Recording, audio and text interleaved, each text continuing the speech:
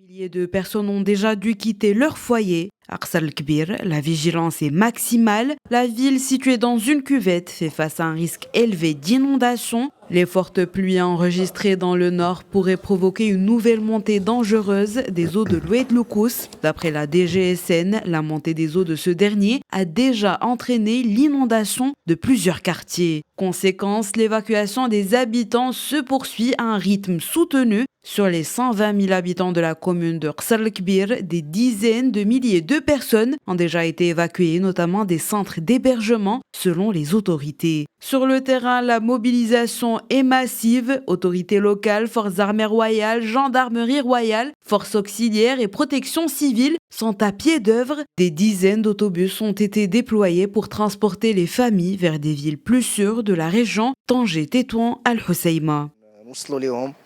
Nous essayons de sensibiliser les gens et de leur expliquer les situations qui peuvent se produire dans la ville. Nous avons aidé les autorités à évacuer les gens de cette zone considérée comme point noir. Nous avons également essayé d'aider de toutes nos forces et d'amener les gens vers des zones beaucoup plus sûres.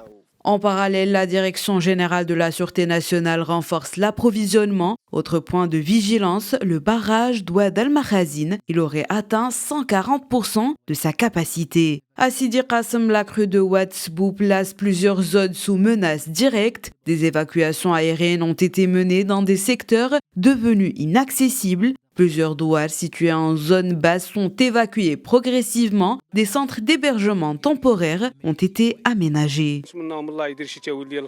Nous espérons que la situation va s'améliorer dans les prochaines heures. Nous remercions les autorités qui ne ménagent aucun effort pour venir en aide à la population affectée. Grâce à la solidarité, nous pouvons surmonter cette crise.